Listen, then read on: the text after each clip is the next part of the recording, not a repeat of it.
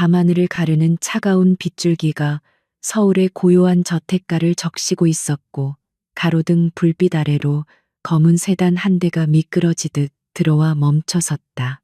대한민국 육군 최정예 부대인 707 특수임무단 사령관 관사라는 명패가 빗물에 젖어번들거리는 대문 앞에서 차문이 열리자 무거운 군화 소리가 정적을 깼다. 차에서 내린 인물은 어둠 속에 몸을 숨긴 채 비틀거리며 현관으로 향했는데, 그 걸음걸이는 평소의 당당함과는 거리가 먼 처참한 모습이었으며, 마치 전쟁터에서 간신히 살아 돌아온 패잔병과도 같은 위태로움이 감돌았다. 현관문의 도어록이 해제되는 소리와 함께 문이 열리자 거실에서 딸을 기다리고 있던 어머니 김지영 부사령관이 환한 미소를 지으며 다가왔다. 그녀는 대한민국에서 가장 강인한 여성 군인 중 한 명이었지만, 오늘만큼은 훈련소에서 첫 휴가를 나온 막내딸을 맞이하는 평범한 어머니의 모습이었다. 그러나 그녀의 미소는 딸의 얼굴을 마주한 순간 순식간에 얼어붙었고, 들고 있던 따뜻한 차가 담긴 찻잔이 손에서 미끄러져 바닥으로 떨어지며 날카로운 파열음을 내며 산산조각이 났다. 한수민의 얼굴은 사람이 알아보기 힘들 정도로 끔찍하게 부어올라 있었고, 눈가와 입술 주변은 시퍼런 멍으로 뒤덮여 원래의 형체를 찾아보기 힘들었다. 단순히 훈련 도중에 발생한 가벼운 타박상이나 생채기가 아니라 누군가에게 아기를 가지고 집요하게 구타당한 흔적이 역력했으며, 제복 위로 드러난 손목과 목덜미에도 붉은 손자국과 피멍이 선명했다. 그녀는 고통을 참으려는 듯 아래 십술을 꽉 깨물고 있었지만, 흐트러진 호흡과 떨리는 어깨는 그녀가 겪었을 지옥 같은 시간을 고스란히 대변하고 있었다. 거실의 소란스러움에 서재에서 업무를 보던 한태성 사령관이 묵직한 발걸음으로 걸어 나왔고, 바닥에 깨진 찻잔과 멍하니 서 있는 아내를 보고 의아해했다. 그러나 곧이어 현관에 서 있는 딸의 처참한 몰골을 확인한 그의 눈동자가 심하게 흔들렸고, 평생을 전장에서 보낸 강철 같은 군인의 얼굴에 당혹감과 분노가 교차했다. 그는 천천히 딸에게 다가가 떨리는 손으로 그녀의 어깨를 잡으려 했지만, 수민이 반사적으로 움찔하며 몸을 피하는 모습을 보고 심장이 찢어지는 듯한 고통을 느꼈다. 한수민은 부모님의 충격받은 표정을 보며 애써 미소를 지으려 했지만, 찢어진 입술 때문에 고통스러운 신음소리만 흘러나왔고 황급히 고개를 숙였다. 그녀는 갈라진 목소리로 훈련 중에 실수로 넘어졌다거나 동기들과 대련을 하다가 다친 것이라며 별일 아니라는 듯이 말했지만, 그 목소리에는 물기가 가득했다. 그녀는 자신이 707 특수임무단 지휘관의 딸이라는 사실을 숨기고 입대했기에 밖에서 겪은 수모를 부모님의 권력으로 해결하고 싶지 않았던 자존심이 남아있었기 때문이었다. 한태성 사령관은 딸의 변명을 듣고도 아무런 대꾸 없이 굳은 표정으로 딸의 상처를 하나하나 뜯어보며 전문가의 시선으로 분석하기 시작했다.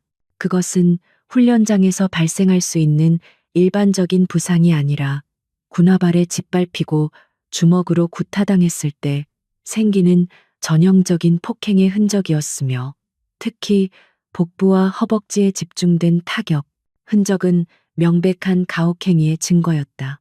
그는 평생을 군인으로 살아오며 수많은 부상자를 봐왔기에 딸이 지금 거짓말을 하며 누군가를 감싸거나 상황을 축소하려 한다는 것을 단번에 알아차렸다. 김지영 부사령관은 떨리는 손을 진정시키며 딸에게 다가가 조심스럽게 수민의 겉옷 단추를 풀었고, 그 안에 감춰진 참상을 목격하자 비명조차 지르지 못하고 입을 틀어막았다. 제복 아래의 피부는 성한 곳이 없을 정도로 검붉은 피멍으로 얼룩져 있었고, 등 뒤에는 둔기로 맞은 듯한 긴 자국이 선명하게 남아있어 보는 이의 숨을 턱 막히게 했다. 이것은 단순한 군기잡기나 얼차려의 수준을 넘어선 범죄 행위였으며, 인간이 인간에게 가할 수 있는 잔혹함의 끝을 보여주는 듯했다. 부모님의 침통한 침묵과 어머니의 눈물을 본 한수미는 결국 참았던 감정을 터뜨리며 무릎을 꿇고 오열하기 시작했고, 그동안 억눌러왔던 공포와 억울함이 댐이 무너지듯 쏟아져 나왔다. 그녀는 훈련소 내에서 특정 교관들이 권력을 남용하여 힘없는 훈련병들을 상습적으로 구타하고 금품을 갈취하고 있으며, 자신은 동기를 보호하려다 표적이 되었다고 털어놓았다. 그녀는 자신이 지휘관의 딸임을 밝히면 상황이 더 복잡해질까 두려워 끝까지 신분을 숨긴 채 그 모든 폭력을 홀로 감내해야만 했던 것이었다. 딸의 고백을 듣는 순간 한태성 사령관과 김지영 부사령관의 눈빛에서 부모로서의 슬픔은 사라지고 적을 눈앞에 둔 지휘관의 서늘한 살기만이 남았다. 그들은 대한민국을 수호하기 위해 존재하는 신성한 군복을 입은 자들이 그 권위를 이용하여 약자를 짓밟고 자신의 욕망을 채우는 도구로 사용했다는 사실에 치가 떨리는 분노를 느꼈다. 이것은 단순히 내 딸이 맞았다는 개인적인 원한을 넘어서 군의 기강과 명예를 더럽힌 중대한 반역 행위나 다름없다고 판단했다. 한태성 사령관은 거실 한쪽에 놓인 보안 전화기를 들어 올렸고, 수화기 너머로 연결 신호가 가기도 전에 그의 입에서는 얼음장처럼 차가운 명령이 떨어질 준비가 되어 있었다. 그는 잠시 후 연결된 당직 사관에게 즉시 707 특수임무단 내 감찰 및 정보 수집을 담당하는 최정예 요원들을 비상 소집하라고 지시했으며, 목소리에는 한치의 망설임도 없었다. 그는 지금 당장 훈련소로 이동하여 쥐새끼 한 마리도 빠져나가지 못하게 봉쇄하고 모든 CCTV 기록과 통신 내역을 확보하라는 구체적인 지시를 내렸다. 김지영 부사령관은 바닥에 주저앉아 울고 있는 딸을 품에 안고 부드럽게 등을 토닥이며 그녀의 귓가에 나지막하지만 단호한 목소리로 약속했다.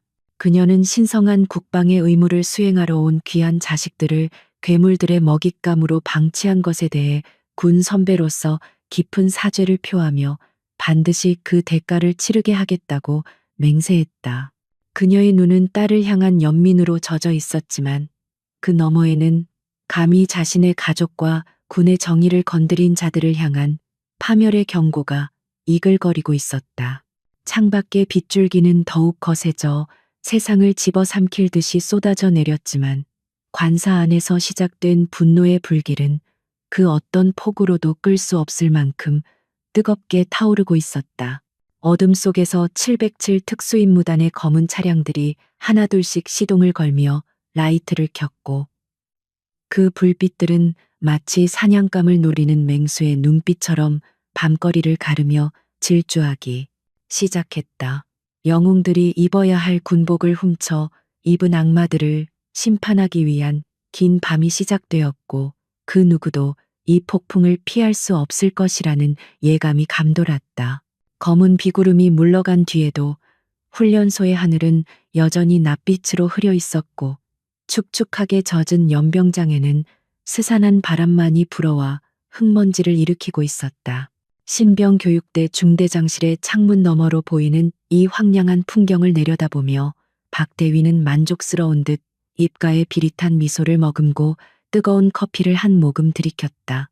그는 자신의 왕국이나 다름없는 이곳에서 절대적인 권력자로 군림하며 수많은 젊은이들의 생사여탈권을 쥐고 있다는 사실에 도취되어 있었고, 어젯밤 휴가를 떠난 한수민의 멍든 얼굴을 떠올리며 묘한 쾌감을 느꼈다.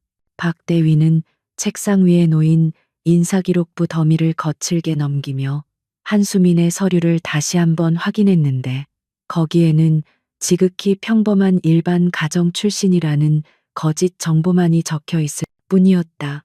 그는 자신이 짓밟은 그 여자가 감히 눈을 똑바로 뜨고 대들던 순간을 기억하며 건방진 눈빛을 꺾어놓기 위해 얼마나 잔혹하게 폭력을 행사했는지 되새겼고, 그것을 훈육이라는 이름으로 정당화했다.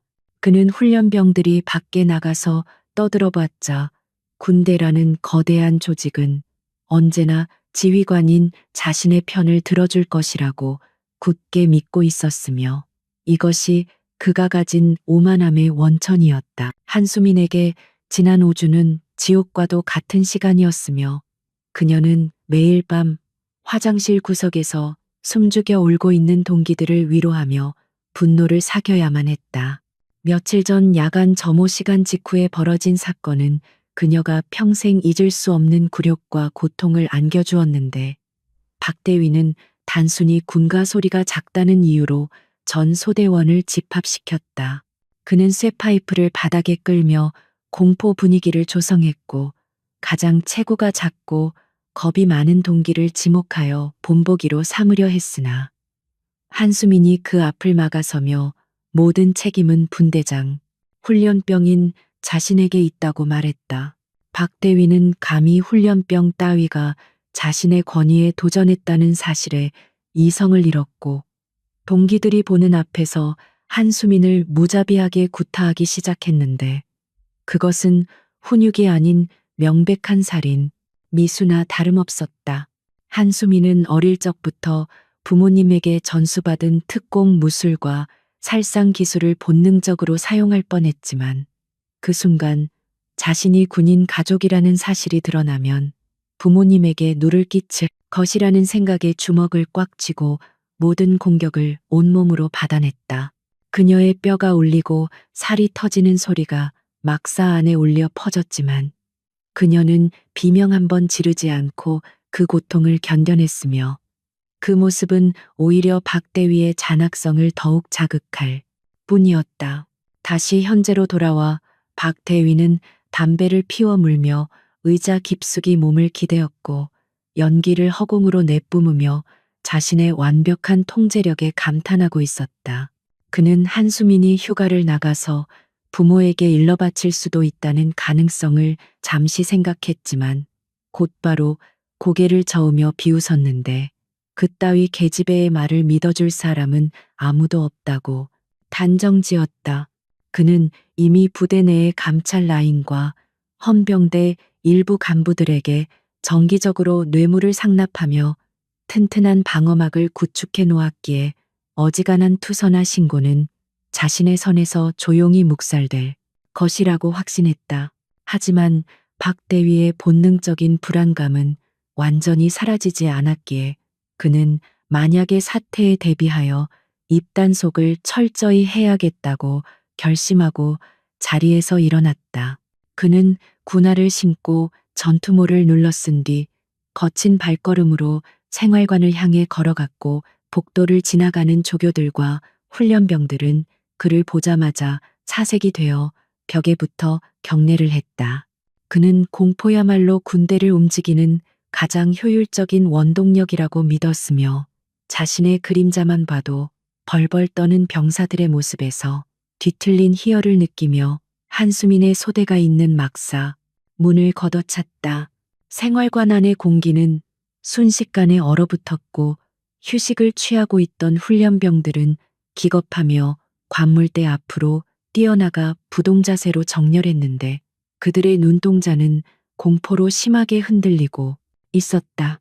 박대위는 천천히 그들의 얼굴을 하나하나 훑어보며 침묵을 유지하다가 나지막한 목소리로 한수민에 대해 묻기 시작했는데 그 목소리는 마치 먹잇감을 노리는 뱀처럼 씩씩거리는 듯했다. 그는 너희들이 밖에서 무슨 말을 하든 나는 다 알 수 있으며 만약 쓸데없는 소리를 짓거려서 내 귀에 들어온다면 군 생활 내내 지옥을 맛보게 해주겠다고 협박했다. 훈련병들은 박대위의 협박에 압도되어 숨조차 제대로 쉬지 못했고 그중 몇몇은 눈물을 글썽이며 고개를 숙였지만 아무도 감히 그에게 반항할 엄두를 내지 못했다. 박대위는 특히 한수민과 친하게 지냈던 동기의 멱살을 잡고 얼굴을 들이밀며 한수민이 밖에서 헛소리를 하지 않도록 너희들이 연락해서 단속하라고 지시했다. 그는 군대라는 곳은 비밀이 보장되지 않으며 너희들의 가족이나 친구들까지도 내가 마음만 먹으면 괴롭힐 수 있다는 비열한 암시를 주어 그들의 입을 원천 봉쇄하려 했다. 그 시각 위병소 정문 앞에는 국방색으로 도색된 낡은 승합차 한 대와 겉보기에는 평범해 보이는 군용 트럭이 멈춰 섰고 경계 근무를 서던 위병들이 다가와 신원 확인을 요구했다. 차량에서 내린 인물들은 상급 부대에서 시설 점검을 위해 파견된 군수가 소속이라고 자신들을 소개하며 위조된 공문서를 내밀었는데 그들의 태도는 지나치게 자연스러웠다. 위병소 근무자들은 공문서에 찍힌 직인과 상급 부대의 명칭을 보고 의심 없이 차단기를 올려주었지만 그들의 눈빛이 일반적인 행정병들과는 달리 지나치게 날카롭다는 사실은 눈치채지 못했다. 트럭이 연병장 구석에 주차되자 작업복을 입은 남자들이 내려서 장비를 점검하는 척하며 주변을 살피기 시작했는데 그들의 동작은 절도 있고 민첩하여 마치 잘 훈련된 특수부대원들을 연상케 했다. 그들은 시설 보수용 공구를 꺼내는 척하며 초소형 도청 장치와 고성능 카메라를 주요 길목에 설치하기 시작했고 서로 눈짓으로 신호를 주고받으며 흩어졌다. 이들은 한태성 사령관의 밀명을 받고 잠입한 707 특수임무단 정보 분석팀이었으며 그들의 임무는 훈련소 내부에 썩은 환부를 도려내기 위한 증거를 수집하는 것이었다. 박 대위는 생활관에서 훈련병들을 협박하고 나오던 중에 연병장에 낯선 트럭이 와 있는 것을 발견하고 미간을 찌푸리며 당직 사관에게 누구냐고 소리쳤다. 당직 사관은 상급 부대에서 노후 시설 점검차 나온 인원들이라고 보고했고 박 대위는 귀찮다는 듯 손을 휘저으며 적당히 접대해서 보내라고 지시했다. 그는 자신의 왕국에 외부인이 들어오는 것을 극도로 싫어했지만 단순한 시설 점검이라는 말에 경계심을 풀고 자신의 사무실로 돌아가려 했으나 뒤통수에 꽂히는 서늘한 시선을 느꼈다. 작업복을 입은 요원 중 한 명인 리더격의 남자는 박 대위의 뒷모습을 주시하며 재킷 안주머니에 있는 소형 무전기에 대고 작전 개시를 알리는 짧은 신호를 보냈다. 그는 박 대위의 걸음걸이와 태도에서 전형적인 가학적 성향을 가진 인물의 특징을 읽어냈고 그가 방금 나온 생활관의 분위기가 심상치 않음을 직감했다. 요원은 동료들에게 1조는 본관 건물의 통신 선로를 장악하고 2조는 훈련병들의 식당과 의무대를 집중적으로 감시하라는 지령을 내리며 자연스럽게 건물 뒤편으로 사라졌다. 식당 뒤편에 위치한 쓰레기 분리수거장에는 훈련병들이 버린 편지나 메모들이 찢어진 채 버려져 있었는데 정보팀 요원들은 이 쓰레기들을 하나도 놓치지 않고 수거하기 시작했다. 그들은 찢어진 종이 조각들을 맞추어 가며 훈련병들이 가족이나 친구에게 보내려다 검열이 두려워 버린 구조 요청의 메시지들을 찾아내려 했다. 흙탕물에 젖은 종이 뭉치 속에서 살려주세요. 라는 글씨가 희미하게 적힌 쪽지가 발견되자 요원들의 표정은 차갑게 굳어졌고 이것이 단순한 가혹 행위 사건이 아님을 확신했다. 박 대위는 사무실로 돌아와 다시 의자에 앉았지만 왠지 모를 불안감에 책상을 손가락으로 두드리며 창밖을 예의 주시했다. 그는 방금 마주친 시설 점검 팀원들의 손을 떠올렸는데 그들의 손은 기름때가 묻어 있었지만 손가락 마디마다 굳은 살이 박여 있었고 그것은 행정병이나 기술병의 손이라기보다는 사격과 격투로 단련된 손에 가까웠다. 그는 순간적으로 등골이 오싹해지는 것을 느꼈지만 자신이 너무 예민해진 탓이라 여기며 서랍에서 양주병을 꺼내 들고 독한 술을 한 잔 들이켰다. 어둠이 서서히 깔리기 시작한 훈련소는 겉으로는 평온해 보였지만 그 이면에서는 사냥꾼과 사냥감의 위치가 뒤바뀌는 은밀한 움직임이 진행되고 있었다. 박 대위는 자신이 쳐놓은 거미줄에 갇힌 파리들을 비웃고 있었지만 정작 거대한 독수리가 자신의 머리 위를 선회하며 발톱을 세우고 있다는 사실은 꿈에도 모르고 있었다.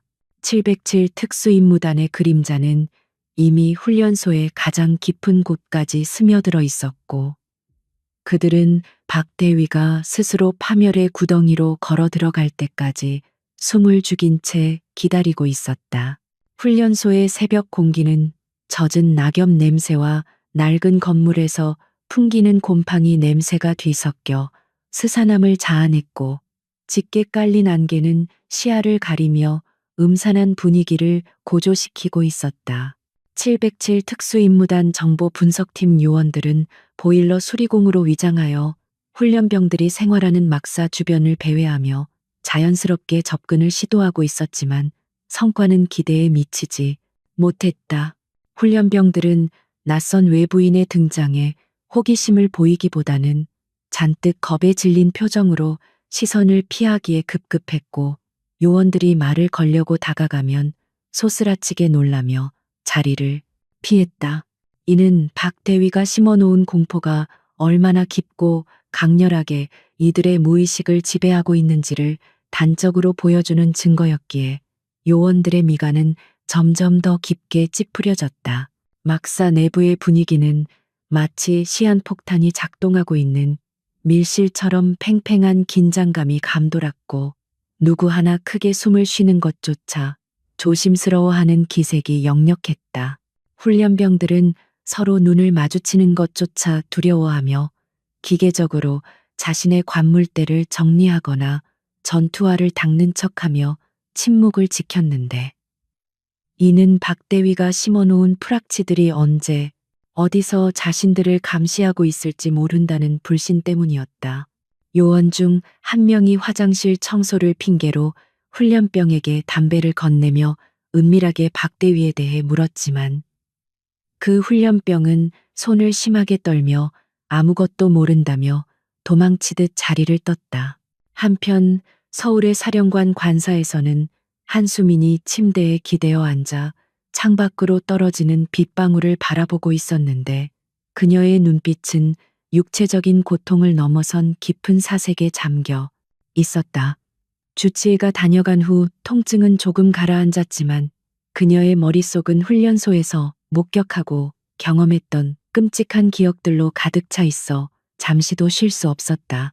그녀는 자신이 당한 폭력보다도 전우들이 겪고 있을 공포와 절망감이 더 크게 다가왔고 자신이 이곳에서 편안하게 쉬고 있다는 사실에 죄책감마저 느끼고 있었다.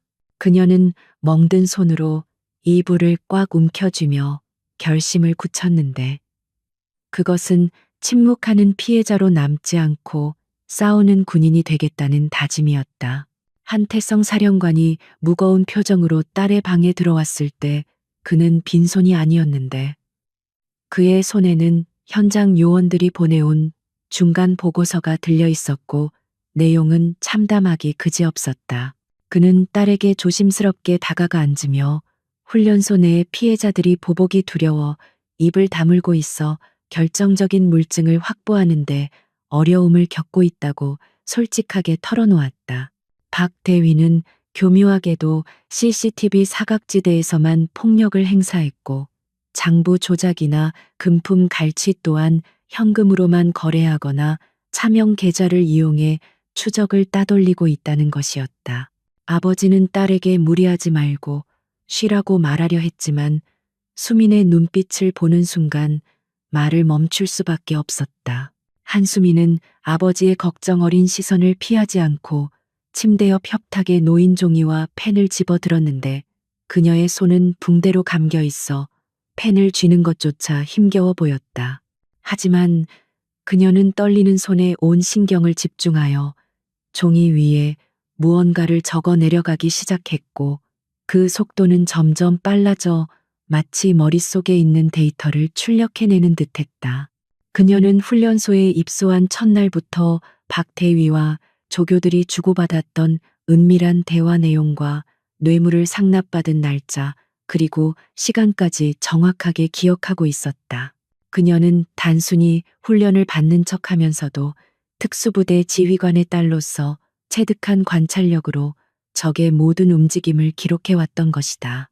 그녀가 작성한 메모에는 박대위가 훈련병들의 부식비를 빼돌려 외부 업체와 거래한 내역과 병원 진료 기록을 조작하여 보험금을 타낸 정황들이 구체적인 숫자와 함께 나열되어 있었다. 특히 그녀는 박 대위가 자신의 사무실 금고에 이중 장부를 숨겨두는 것을 목격했던 순간을 생생하게 기억해냈는데, 당시 그녀는 청소당번으로 위장해 그 방에 있었다. 박 대위는 훈련병이 그곳에 있다는 사실을 전혀 신경 쓰지 않고 통화를 하며 비밀번호를 눌렀고, 수미는 그 짧은 순간의 손놀림과 소리를 기억해 비밀번호를 유추해낸 것이었다. 이것은 단순한 기억력이 아니라 생존을 위해 본능적으로 발휘된 정보 수집 능력에 가까웠다. 한태성 사령관은 딸이 건넨 종이를 받아들고 내용을 훑어내려가면서 경악을 금치 못했는데, 그것은 단순한 메모가 아니라 완벽하게 정리된 범죄 일지나 다름없었기 때문이었다.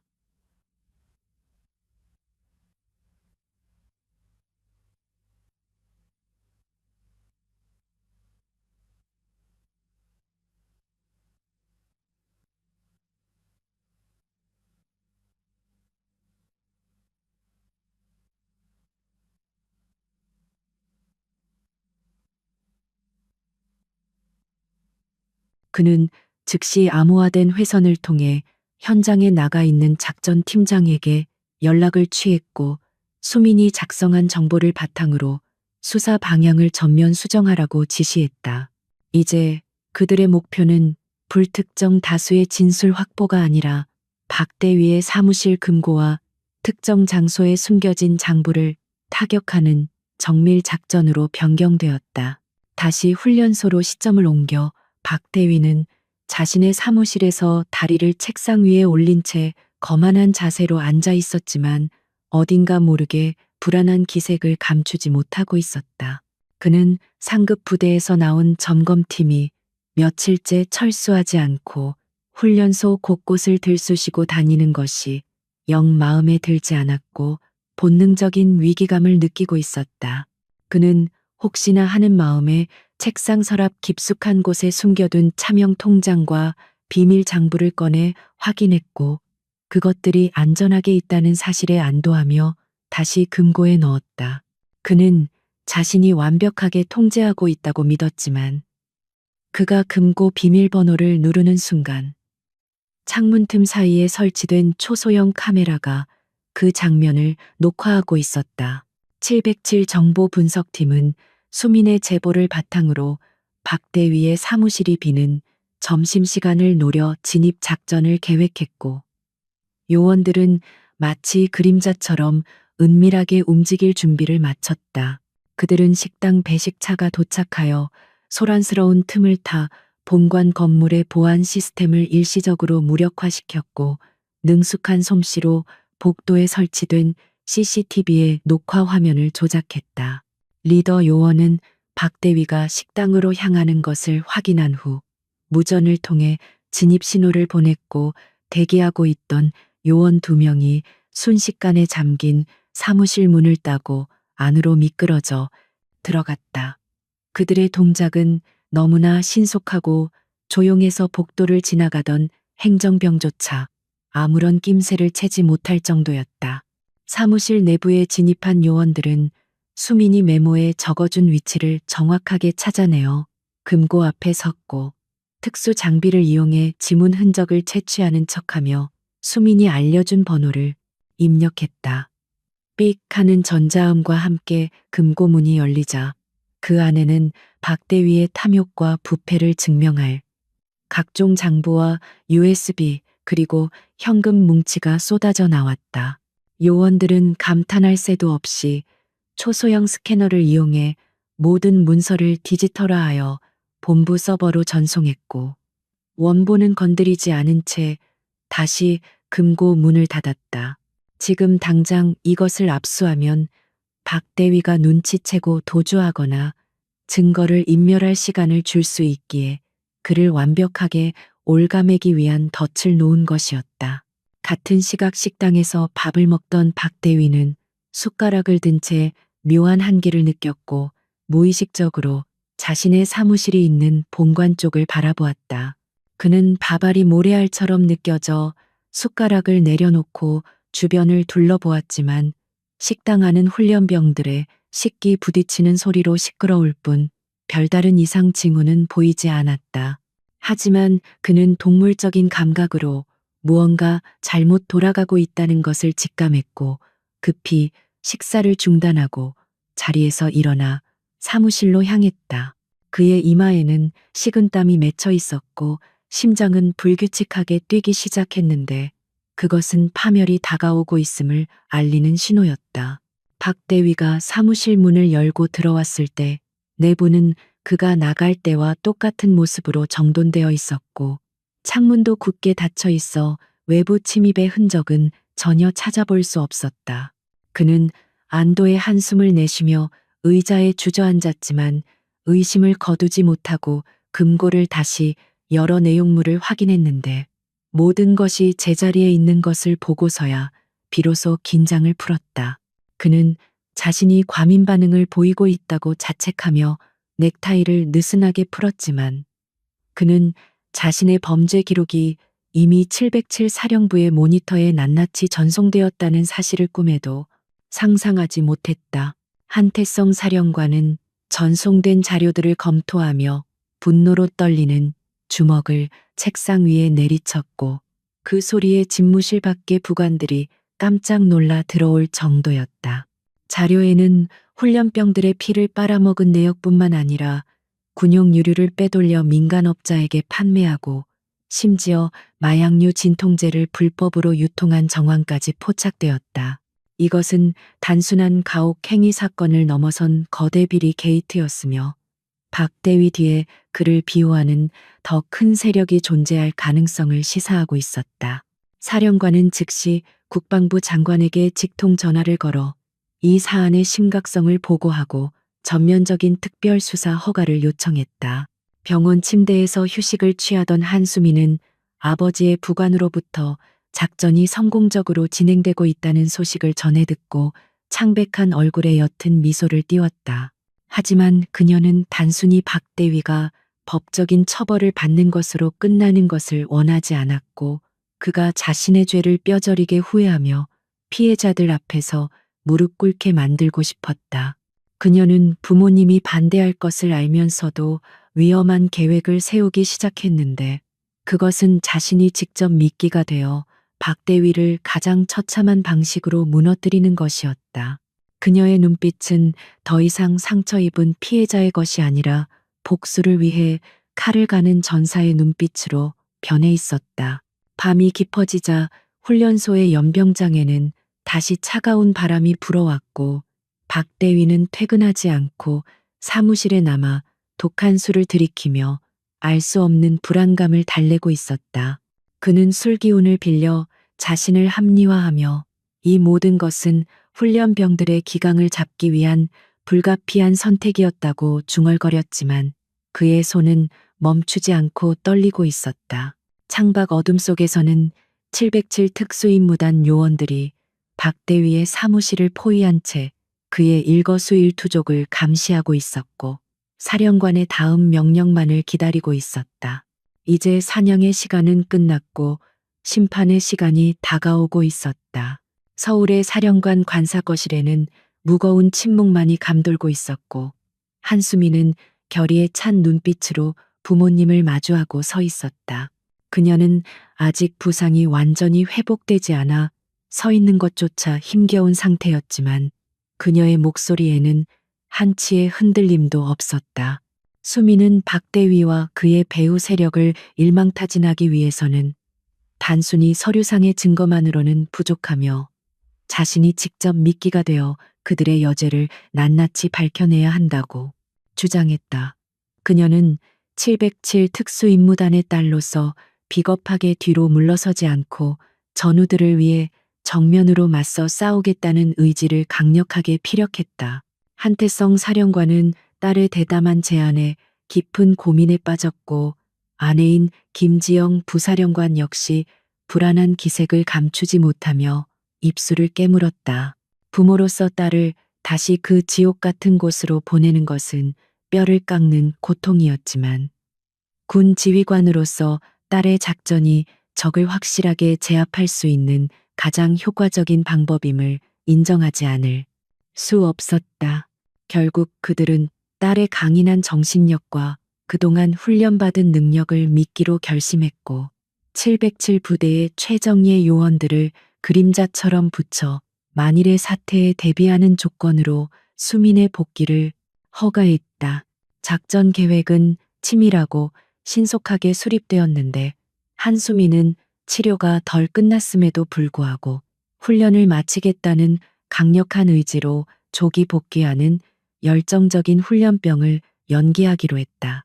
그녀의 몸에는 최첨단 소형도청 장치와 위치 추적기가 붕대 속에 정교하게 숨겨져 있어 그녀가 겪는 모든 상황과 대화 내용이 실시간으로 지휘 통제실로 전송될 예정이었다. 이것은 단순한 복귀가 아니라 호랑이 굴로 제 발로 걸어 들어가는 위험천만한 잠입 작전이었으며 수미는 자신의 모든 연기력을 동원해 박대위를 속여야만 했다. 다음 날 오후 회색빛 구름이 낮게 깔린 훈련소 위 병소 앞으로 한수민을 태운 택시가 도착했고 그녀는 짐가방을 챙겨 들고 천천히 차에서 내렸다. 위병들은 멍투성이인 얼굴로 돌아온 그녀를 보고 깜짝 놀라 수군거렸지만 그녀는 애써 고통스러운 표정을 지으며 절룩거리는 걸음으로 정문을 통과했다. 그녀의 등장은 순식간에 훈련소 전체로 퍼져나갔고 동료 훈련병들은 그녀가 다시 돌아왔다는 사실에 안도감보다는 또다시 당할지도 모른다는 공포감에 휩싸여 숨을 죽였다. 박 대위는 사무실에서 한수민이 복귀했다는 보고를 받고 의외라는 듯 눈썹을 치켜세웠지만 이내 비릿한 미소를 지으며 만족스러워했다.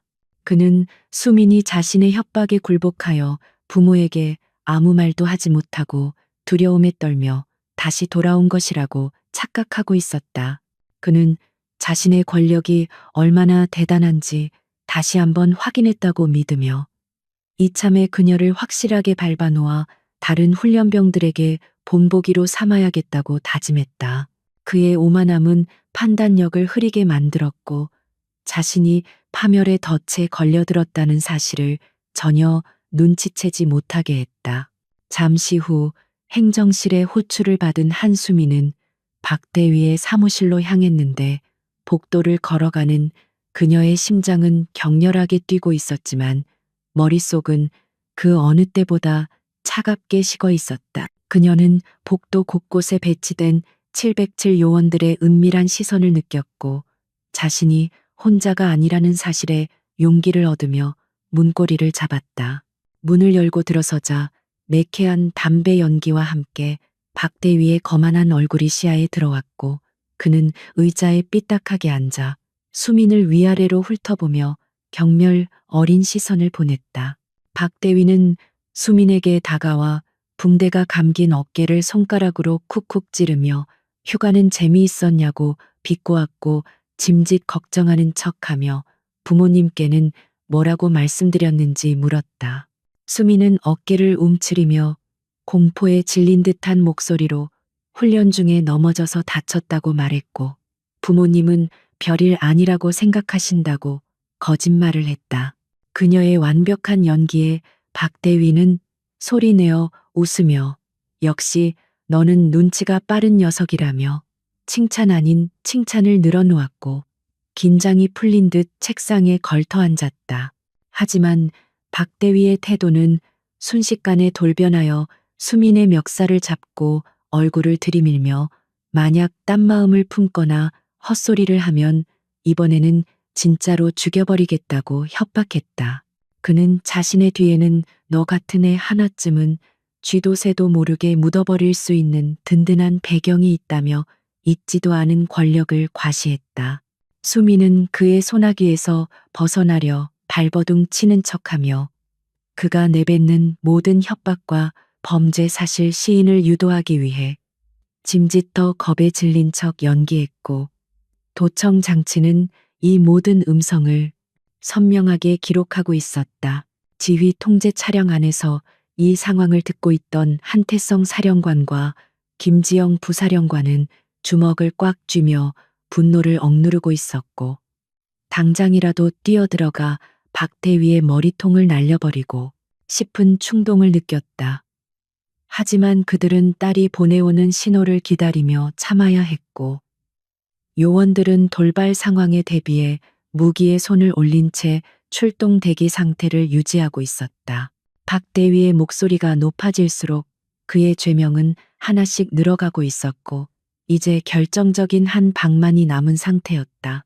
사무실 안에서 한수미는 박대위의 눈을 똑바로 쳐다보며 갑자기 태도를 바꾸었는데 떨리던 몸짓을 멈추고 차가운 목소리로 그게 전부냐고 되물었다.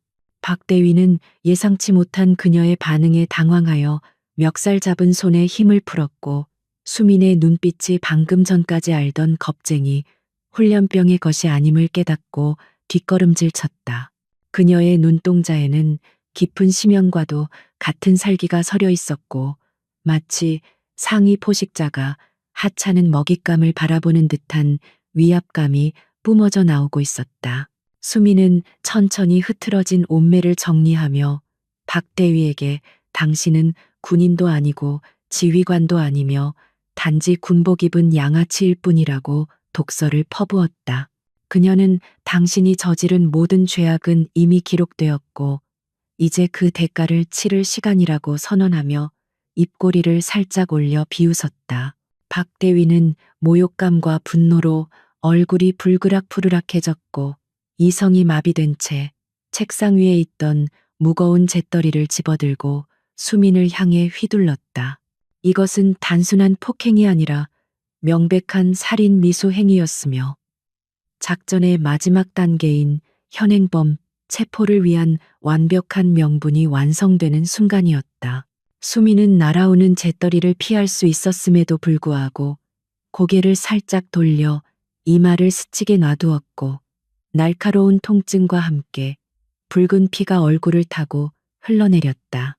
그녀는 바닥에 쓰러지면서도 고통스러워하기보다는 계획대로 진행되었다는 확신에 찬 미소를 지었고 박대위는 자신이 무슨 짓을 저질렀는지 깨닫지도 못한 채 광기에 사로잡혀 소리를 질렀다.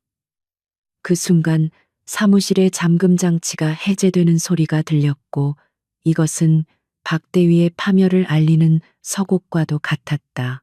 창밖에서는 이미 해가 저물어 어둠이 깔려 있었지만 훈련소 곳곳에서는 707 특수임무단 요원들이 야간 투시경을 착용한 채 은밀하게 위치를 잡고 있었다.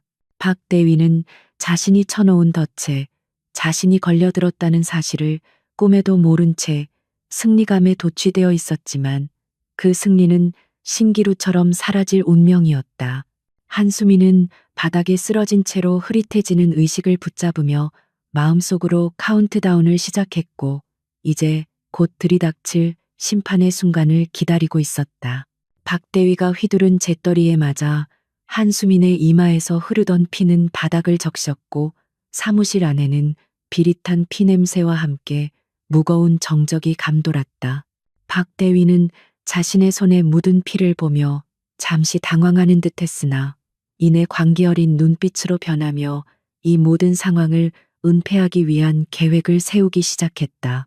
그는 책상 위에 인터폰을 거칠게 눌러 자신의 신복인 김중사와 최하사를 즉시 호출했고 목소리에는 살기등등한 명령이 담겨 있었다.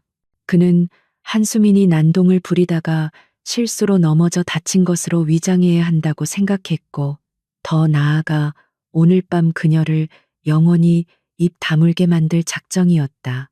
잠시 후 문이 벌컥 열리며 근육질의 거구인 김중사와 최하사가 들어왔고 그들은 바닥에 쓰러진 한수민을 보고도 전혀 놀라지 않은 채 익숙하게 상황을 파악했다. 박대위는 그들에게 눈짓으로 신호를 보냈고 그들은 거친 손길로 한수민의 팔을 잡아 일으켜 질질 끌고 나가기 시작했다.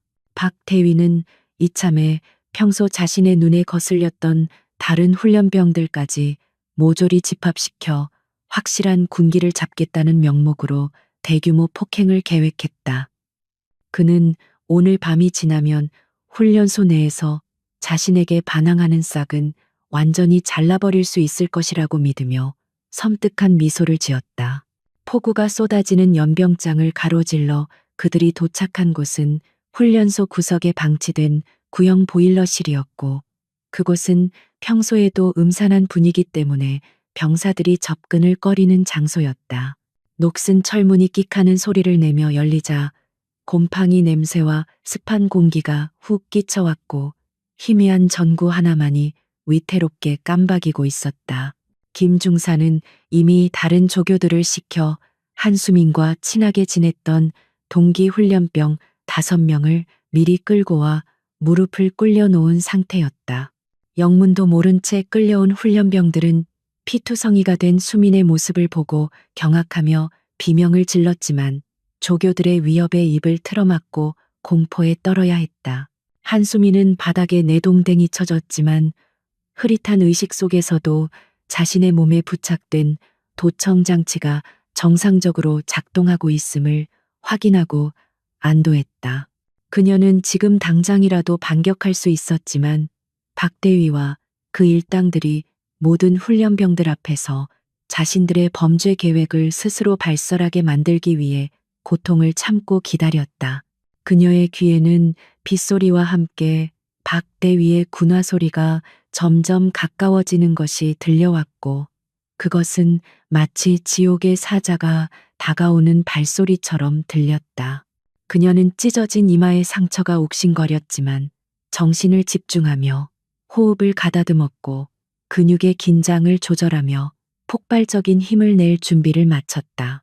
박대위는 보일러실 중앙에 서서 겁에 질린 훈련병들을 내려다보며 마치 심판자라도 된 듯 거만한 태도로 일장 훈시를 늘어놓기 시작했다.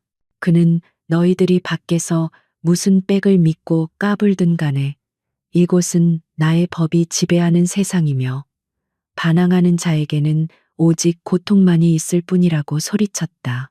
그는 한수민을 손가락으로 가리키며 지휘관에게 대들면 어떤 꼴을 당하게 되는지 똑똑히 보라며 옆에 있던 쇠파이프를 집어들었다.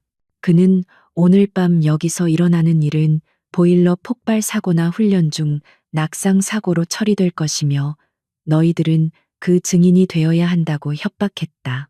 박 대위의 지시에 따라 김중사가 먼저 나서서 제일 왜소해 보이는 훈련병의 멱살을 잡고 주먹을 휘두르려 했고 다른 훈련병들은 눈을 질끈 감으며 고개를 돌렸다.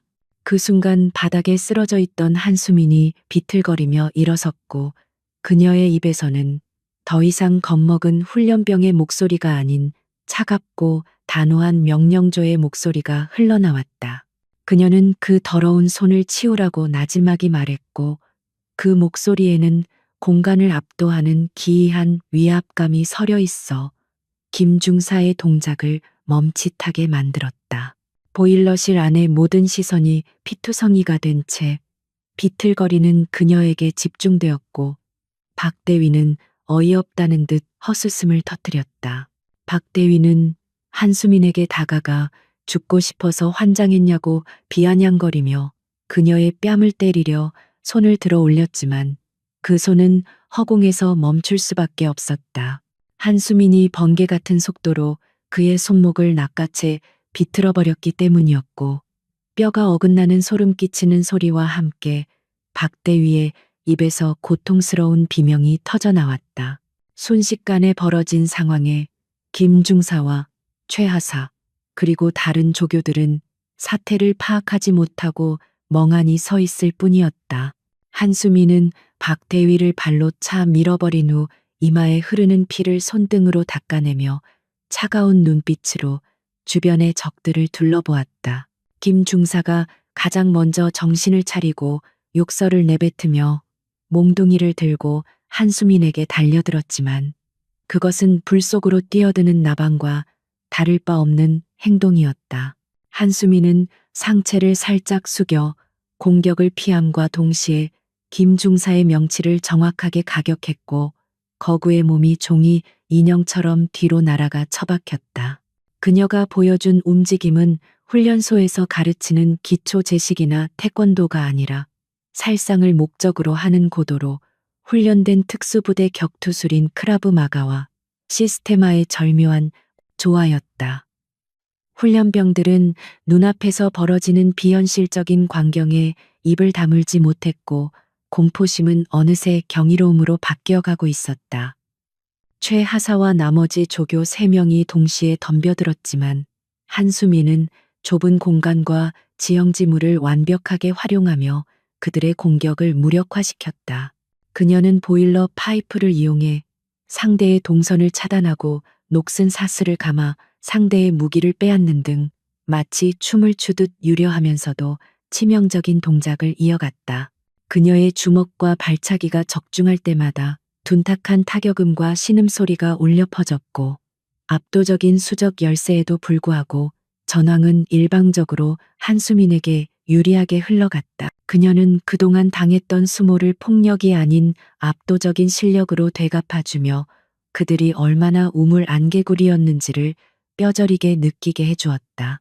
구석에 처박혀 있던 박대위는 자신의 부하들이 추풍낙엽처럼 쓰러지는 모습을 보며 믿을 수 없는 공포에 사로잡혀 뒷걸음질 쳤다. 그는 한수민이 평범한 훈련병이 아니라는 사실을 뒤늦게 깨달았지만 이미 엎질러진 물이었고 살고 싶다는 본능만이 그의 뇌를 지배했다. 그는 허리춤에 숨겨두었던 군용 대검을 꺼내들었고 이성을 잃은 채 한수민의 등 뒤를 노리고 달려들었다. 비무장 상태인 상대를 향해 흉기를 사용하는 것은 군인으로서 절대 해서는 안 될 짓이었지만 그는 이미 군인이기를 포기한 괴물이나 다름없었다. 하지만 한수민은 뒤돌아보지도 않고 기척만으로 박대위의 공격을 감지했고 몸을 반바퀴 회전시키며 그의 손목을 정확하게 가격해 칼을 떨어뜨리게 만들었다. 그녀는 이어서 박대위의 턱을 올려 차그를 공중으로 띄운 뒤 바닥에 내리꽂았고 박대위는 비명도 지르지 못한 채 기절 직전의 상태가 되었다. 그녀는 쓰러진 박대위의 가슴을 군화발로 짓누르며 내려다보았는데 그 모습은 흡사 악마를 심판하러 내려온 전쟁의 여신 발키리와도 같았다. 그녀의 주변에는 신음하는 조교들이 널브러져 있었고 보일러실은 순식간에 그녀가 지배하는 전장으로 변해 있었다.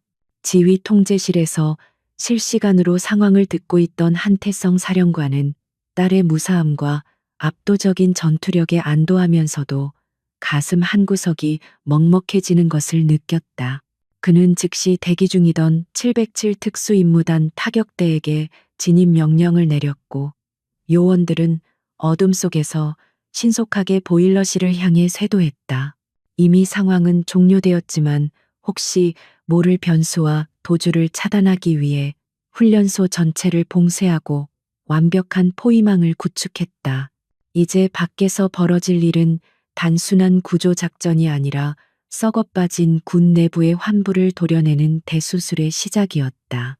보일러실의 철문이 굉음과 함께 뜯겨 나가고 눈부신 전술 라이트 불빛과 함께 완전 무장한 707 대원들이 들이닥쳤다. 그들은 순식간에 바닥에 쓰러진 조교들과 박대위를 제압하고 수갑을 채웠으며 구석에 있던 훈련병들을 안전하게 보호했다. 훈련병들은 검은 제복을 입은 특수부대원들의 등장에 놀라면서도 그들이 적이 아닌 아군임을 직감하고 그제야 참았던 울음을 터뜨렸다. 대원들은 한수민에게 다가가 정중하게 경례를 표하며 그녀의 상태를 살폈고 그녀는 담담하게 고개를 끄덕이며 부대원들을 맞이했다. 현장에 진입한 작전팀장은 박대위의 멱살을 잡고 일으켜 세운 뒤 그의 귀에 대고 당신이 건드린 사람이 누구인지 이제야 알겠냐고 차갑게 속삭였다. 정신이 든 박대위는 한수민을 향해 경례하는 특수부대원들을 보며 얼굴이 사색이 되었고 자신이 감당할 수 없는 거대한 힘을 건드렸다는 사실에 절망했다. 그는 살려달라고 애원하려 했지만 입안이 터져 말이 나오지 않았고 그저 공포에 질린 눈으로 한수민을 바라볼 뿐이었다. 한수민은 그런 그를 차갑게 외면하며 부러진 팔을 부여잡고 일어선 동기 훈련병에게 다가가 괜찮냐고 물었다. 비로소 훈련소의 어둠이 걷히고 밖에서 대기하던 앰뷸런스와 헌병대 차량의 사이렌 소리가 요란하게 울려 퍼지기 시작했다. 한수민은 긴장이 풀리자 다리에 힘이 풀려 주저앉을 뻔했지만 달려온 의무병의 부축을 받으며 꼿꼿하게 서 있으려 노력했다. 그녀는 아버지와의 약속을 지켰고 자신의 힘으로 전우들을 지켜냈다는 사실에 자부심을 느꼈지만 몸에 새겨진 상처들의 통증은 여전히 날카로웠다. 빗줄기는 잦아들었지만 그녀의 전투복은 피와 땀 그리고 흙탕물로 범벅이 되어 있었고 그것은 가장 아름답고 숭고한 군인의 훈장이었다. 헌병대에 의해 개처럼 끌려나가는 박대위와 조교들의 모습을 뒤로하고 한수민은 보일러실 밖으로 걸어 나왔다. 차가운 밤 공기가 뜨거워진 그녀의 얼굴을 식혀주었고 멀리서 달려오는 아버지와 어머니의 모습이 눈에 들어왔다. 한태성 사령관은 체면도 잊은 채 빗속을 뚫고 달려와 딸을 와락 껴안았고 김지영 부사령관은 딸의 얼굴을 어루만지며 눈물을 흘렸다. 그들은 지휘관이기 이전의 부모였고 딸이 무사히 돌아왔다는 사실 하나만으로도 세상을 다 가진 듯 기뻐했다. 이날 밤의 사건은 훈련소 역사상 가장 충격적인 사건으로 기록될 것이며 동시에 전설의 시작을 알리는 서막이었다. 707 특수임무단의 개입으로 훈련소의 모든 비리가 드러나게 되었고 악마들의 가면은 처참하게 벗겨졌다. 하지만 아직 모든 것이 끝난 것은 아니었으며 박대위와 그 배후 세력에 대한 공식적인 처벌과 심판의 과정이 남아 있었다. 한수민은 부모님의 품에서 잠시 눈을 감았지만 그녀의 마음속 불꽃은 꺼지지 않고 더욱 타오르고 있었다. 내일이면 날이 밝고 정의의 심판대 위에서 진정한 승부를 가려야 할 시간이 다가오고 있었다.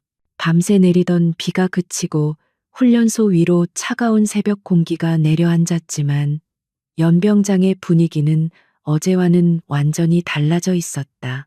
평소라면 훈련병들의 기상 나팔 소리와 조교들의 고함 소리가 울려 퍼져야 할 시간이지만 지금은 무거운 침묵만이 흐르고 있었고 그 침묵의 무게는 숨이 막힐 지경이었다. 연병장 곳곳에는 대한민국 국군 최정예 부대인 707 특수임무단의 검은색 작전 차량들이 육중한 차체를 드러내며 도열해 있었고 완전 무장한 대원들이 주요 길목을 차단하고 삼엄한 경계를 서고 있었다. 훈련병들은 창문 틈으로 이 비현실적인 광경을 훔쳐보며 두려움과 호기심이 뒤섞인 눈빛을 교환했고 오늘 무언가 거대한 일이 벌어질 것임을 본능적으로 직감하고 있었다. 오전 9시가 되자 훈련소 내의 모든 스피커에서 전 인원은 즉시 연병장으로 집합하라는 방송이 흘러나왔고 그 목소리는 평소의 행정병이 아닌 낯선 남자의 굵직한 저음이었다.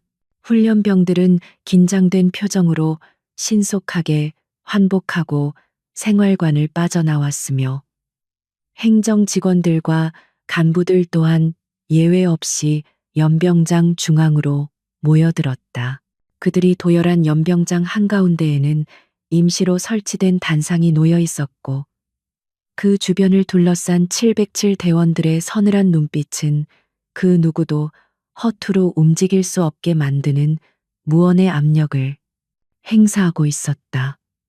마치 폭풍 전야의 고요함처럼 수천 명의 인원이 모였음에도 불구하고 군화 끄는 소리조차 들리지 않을 정도로 정적만이 감돌았다. 잠시 후 헌병대의 호송 차량 뒷문이 열리며 박대위와 김중사 그리고 어젯밤 보일러실 사건에 가담했던 조교들이 줄줄이 끌려 나왔다. 그들의 모습은 처참하기 그지없었는데 포승줄에 묶인 채 고개를 푹 숙이고 있었고 얼굴 곳곳에는 타박상과 핏자국이 남아있어 그들이 겪었을 험한 밤을 짐작하게 했다. 훈련병들은 평소 자신들을 벌레 보듯 하며 군림하던 그들이 죄수처럼 끌려 나오는 모습을 보고 믿을 수 없다는 표정을 지었으며 개중에는 억눌러왔던 분노와 통쾌함이 섞인 묘한 감정을 느끼는 이들도 있었다. 박대위는 더 이상 거만한 지휘관이 아니었으며 자신의 운명을 예감한 듯 사시나무 떨듯 몸을 떨고 있었다. 이어서 하늘을 가르는 굉음과 함께 상급 부대 지휘관이 탑승한 헬리콥터가 연병장 상공에 나타나 천천히 착륙을 시도했다. 프로펠러가 일으키는 강한 바람에 흙먼지가 일었지만 도열한 군인들은 미동조차 하지 않았고 헬기 문이 열리자 한태성 사령관이 수행원들을 대동하고 지상으로 내려왔다. 그의 어깨에 달린 별들은 아침 햇살을 받아 찬란하게 빛났고 평생을 전장에서 보낸 노병의 위엄은 훈련소 전체를 압도하기에 충분했다. 그는 단상을 향해 뚜벅뚜벅 걸어갔는데 그 발걸음 하나하나가 마치 지축을 울리는 듯 묵직했고 좌중을 압도하는 카리스마에 모든 이들이 숨을 죽이고 그를 주시했다. 한태성 사령관은 단상 위에 올라 마이크를 잡고 연병장에 모인 수천 명의 장병들을 천천히 둘러보았는데 그의 눈빛은 매서우면서도 깊은 슬픔을 담고 있었다.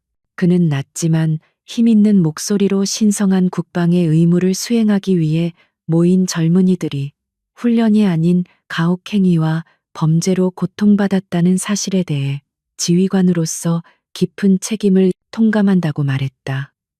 그의 연설은 화려한 미사여구 없이 진심이 담겨 있었기에 듣는 이들의 가슴을 울렸고 훈련병들 사이에서는 훌쩍이는 소리가 새어나오기 시작했다.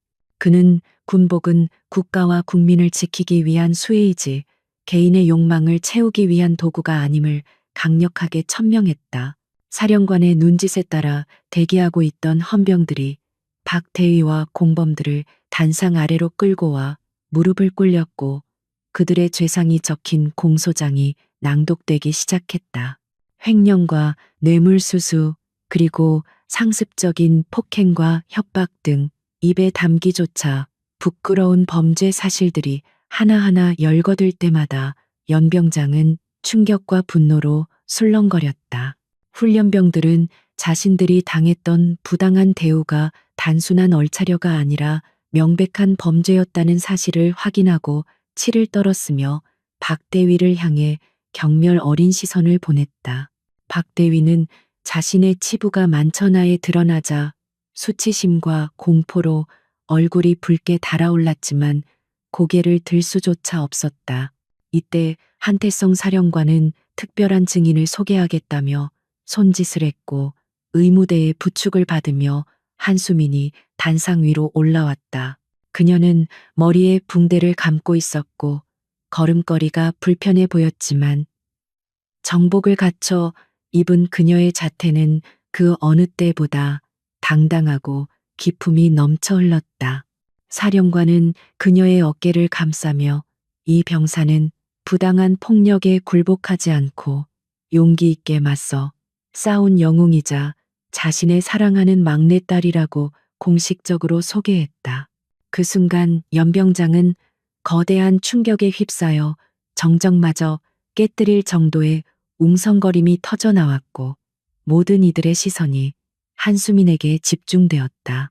박대위는 고개를 들어 한수민을 바라보았고 사령관의 입에서 나온 딸이라는 단어를 듣는 순간 심장이 멈추는 듯한 공포를 느꼈다.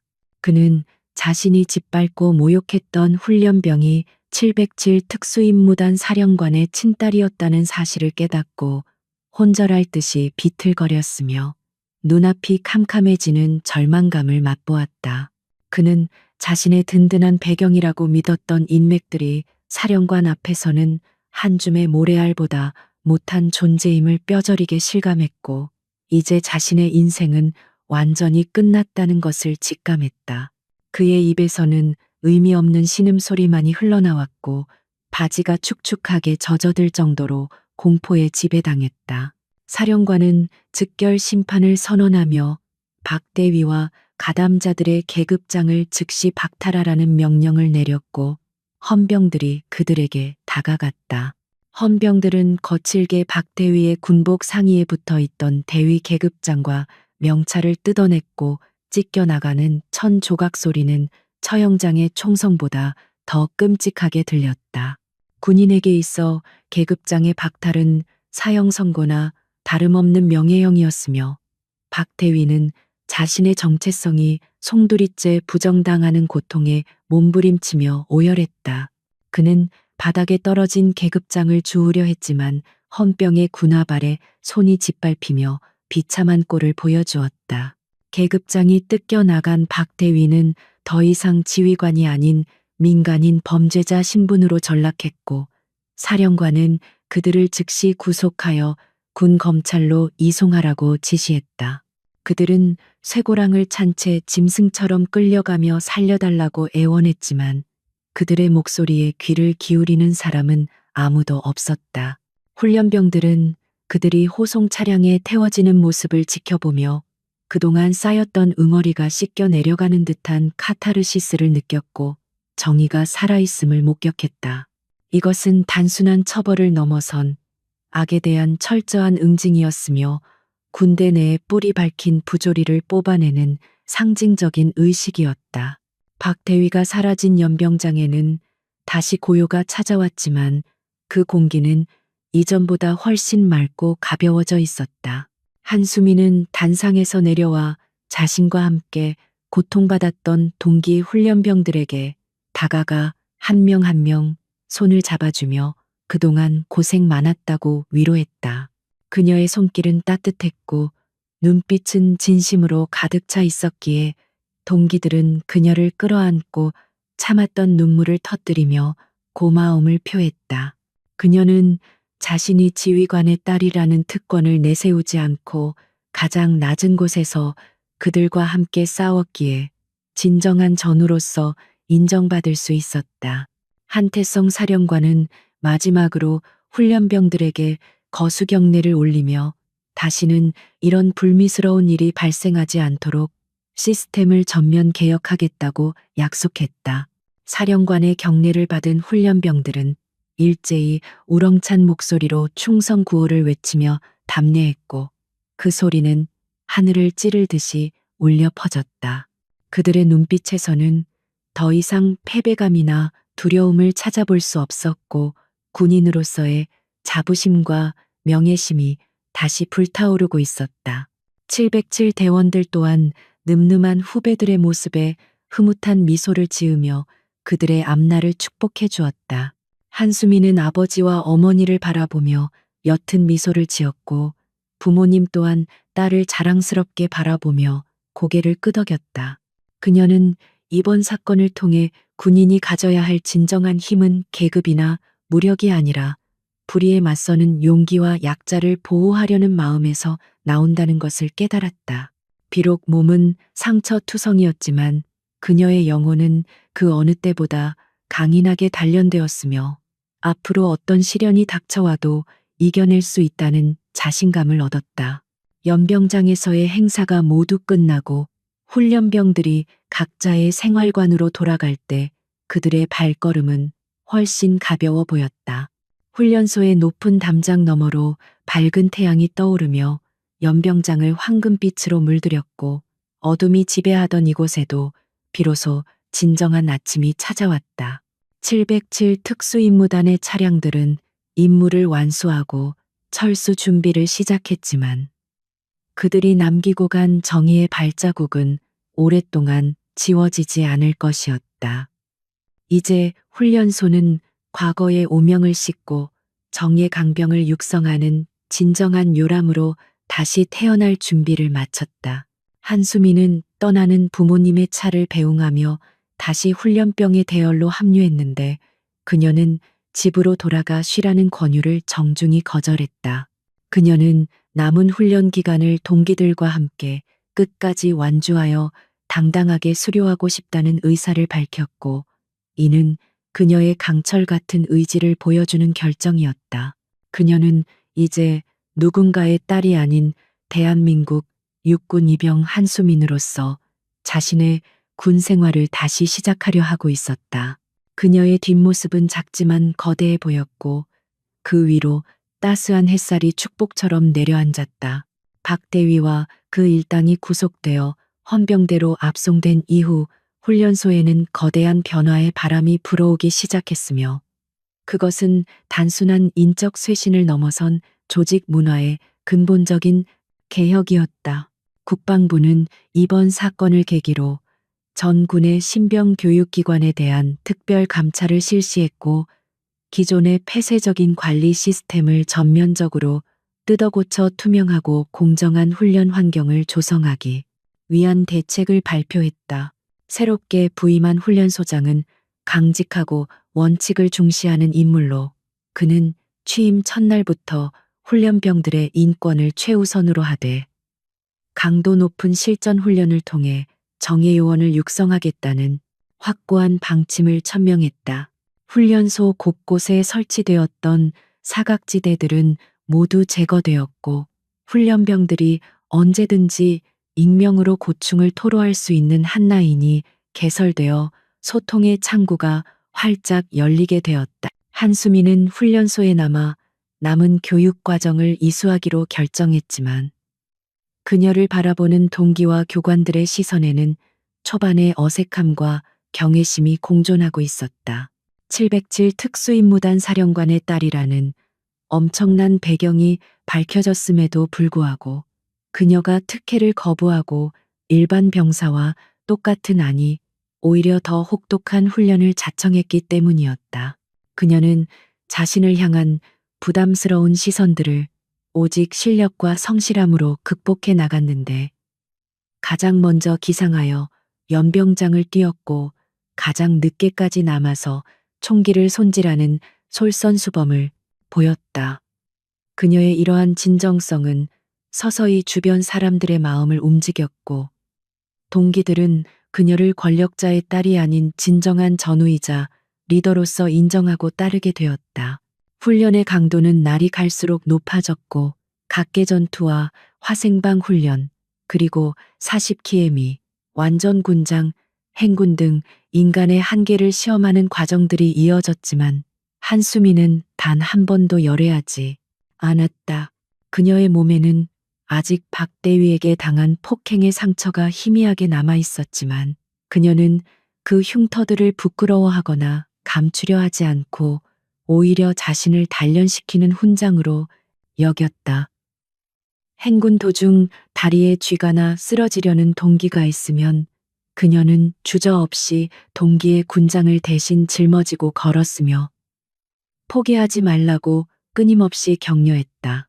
그녀의 강인한 정신력은 소대 전체에 긍정적인 바이러스처럼 퍼져나갔고 만년 꼴찌였던 그녀의 소대는 어느새 훈련소 내에서 가장 단합이 잘 되고 성적이 우수한 최정예 소대로 거듭나고 있었다.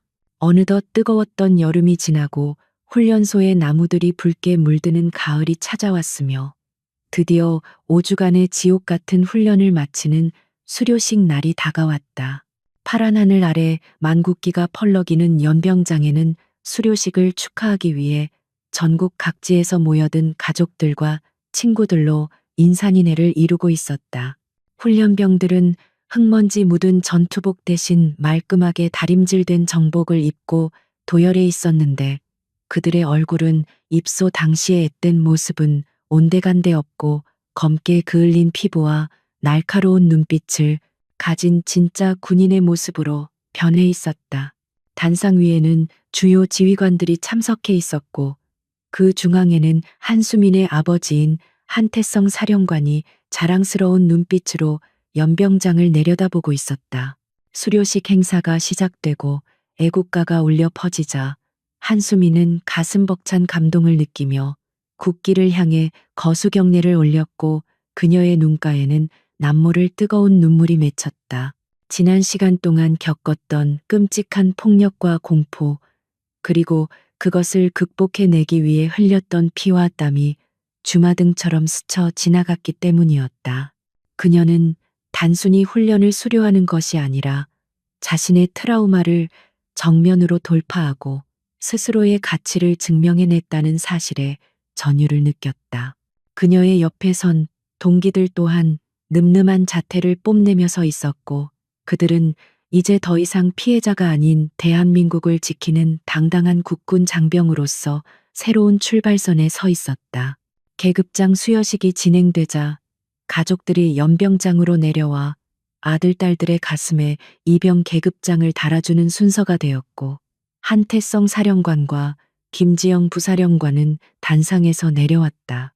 평소라면 의전 절차에 따라 움직여야 했지만 오늘 그들은 사령관이 아닌 한수민의 부모 자격으로 딸에게 다가갔다. 제복을 입은 부모님이 다가오자 한수민은 절도 있는 동작으로 경례를 올렸고, 한태성 사령관은 딸의 경례를 받으며 굵은 눈물을 훔쳤다.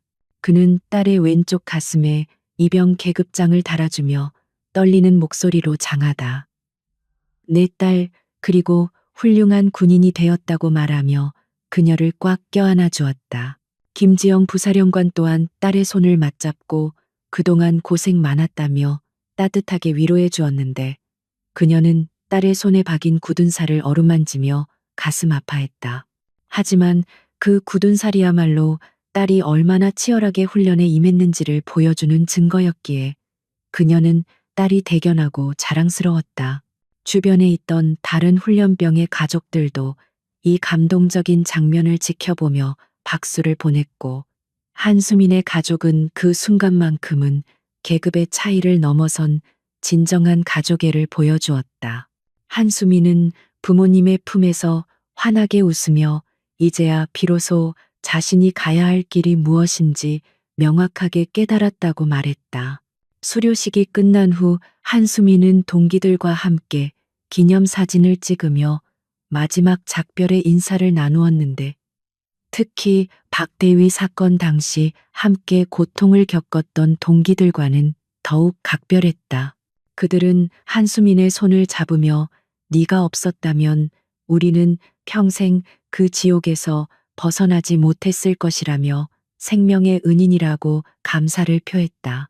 한수민은 고개를 저으며 우리가 함께 싸웠기에 이길 수 있었던 것이라며 앞으로 자대에 가서도 절대 불의에 타협하지 않는 멋진 군인이 되자고 약속했다.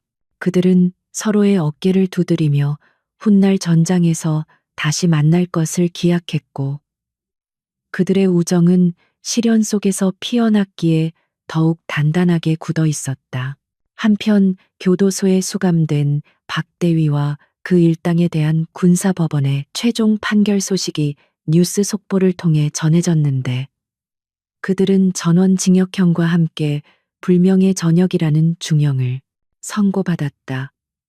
재판부는 그들의 행위가 군의 기강을 무너뜨리고 인권을 유린한 중대한 범죄임을 명시하며 어떠한 선처도 없이 법정 최고형을 구형했다고 밝혔다.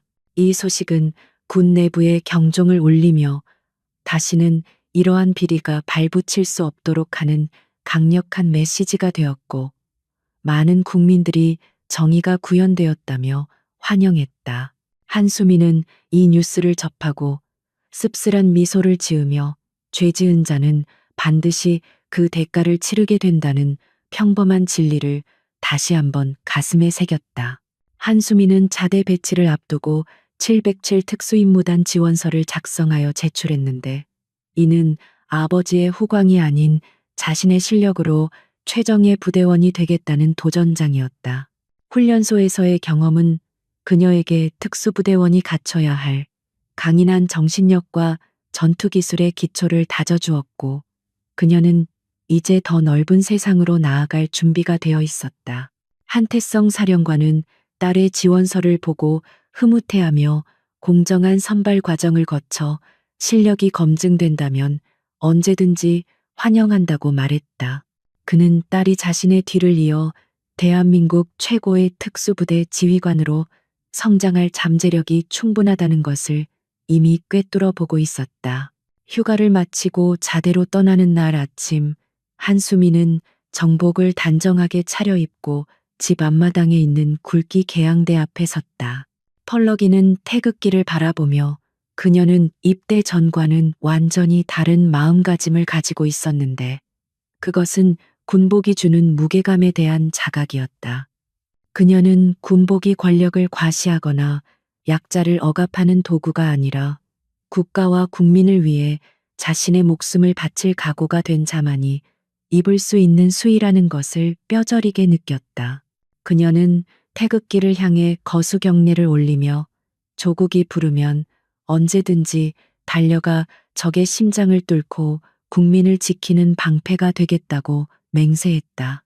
차량에 탑승하기 전 한수미는 부모님을 향해 다시 한번 경례를 했고 부모님 또한 정복 차림으로 딸에게 답례를 보냈다.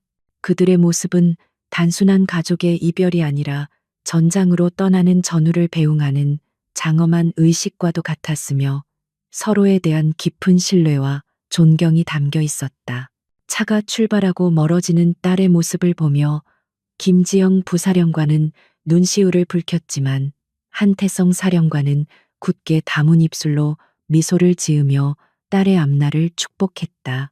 그들은 딸이 걷게 될 길이 험난할지라도 결코 쓰러지지 않고 굳건하게 나아갈 것임을 믿어 의심치 않았다. 한수민이 탄 차량은 훈련소를 벗어나 넓은 도로를 향해 질주하기 시작했고 차창 밖으로 보이는 풍경은 눈부시게 아름다웠다.